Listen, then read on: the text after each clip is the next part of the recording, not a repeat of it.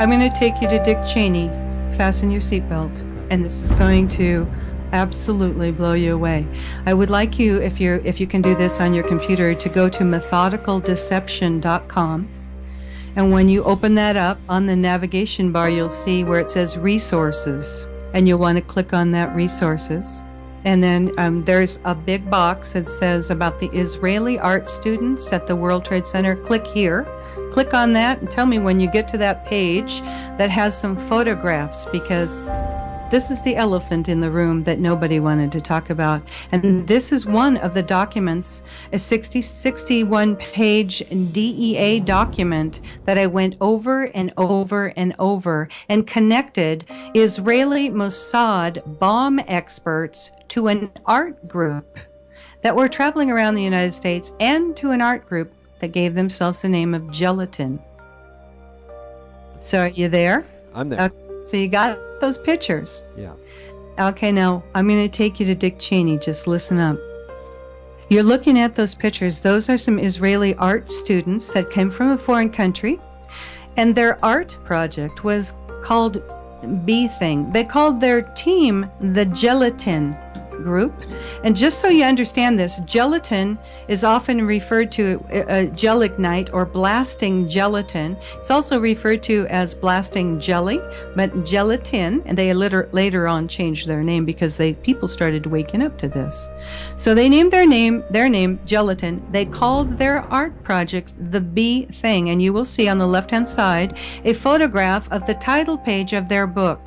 And what the B Thing was, there was a group called the Lower Manhattan Cultural Center that was renting the 91st floor, or allowed to live on the 91st floor. These foreign art students, and some of them were connected to a group of traveling art students that were all over the country that the DEA found out about because they were going door to door to some of their agents' homes and their offices. And some of the offices were not public locations. So they were like, who are these people?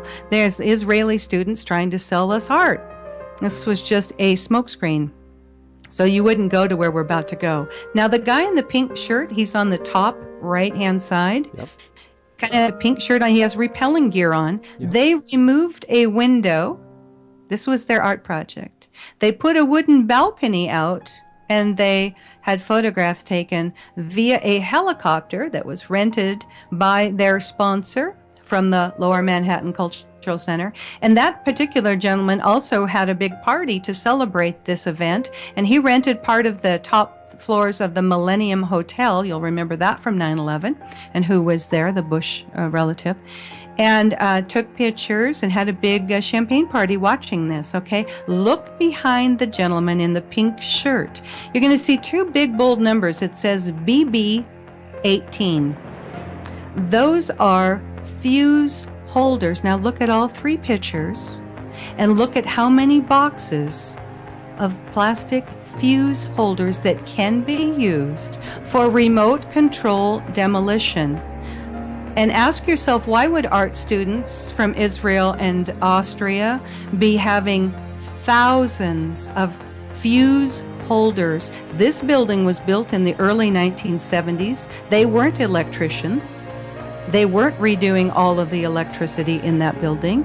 You know, think about this. Okay, so I get this book out, I'm waiting for my shipment of books to show up, and I literally had a voice say to me, look into this. Those fuses, by the way, come from a company called Littel Fuse, Littel Fuse Company. They're located in Chicago. And some little voice said to me, take a look into this Littel Fuse Company, where all of those fuse holders behind those artists are. And now some of those artists are guaranteed Mossad bomb experts. And that's in the DEA document that you can read. So I find out that Littel Company is a subsidiary of a corporation called Tracor, Tracor. Now, Tracor, they went bankrupt and split their company. They were a government contractor. They split them off into Tracor Aviation, Littel Fuse, and Tracor Defense Holdings. They're based in Austin, Texas. They were bought out by Westmark Systems. Bobby Ray Inman was the chairman of the Westmark at a point. Then Westmark kind of started losing it, and Tracor bought them back. Tracor bought out a company called Vitro, which used to be the Kellex Company. Let me tell you about Kellex Company. The Kellex Corporation was a wholly owned subsidiary of M.W. Kellogg, as in cereal, you know that guy, Kellogg Company. Kellex was formed in 1942 so Kellogg's operation relating to the Manhattan Project could be kept separate and secret, Kel meaning Kellogg and X meaning secret.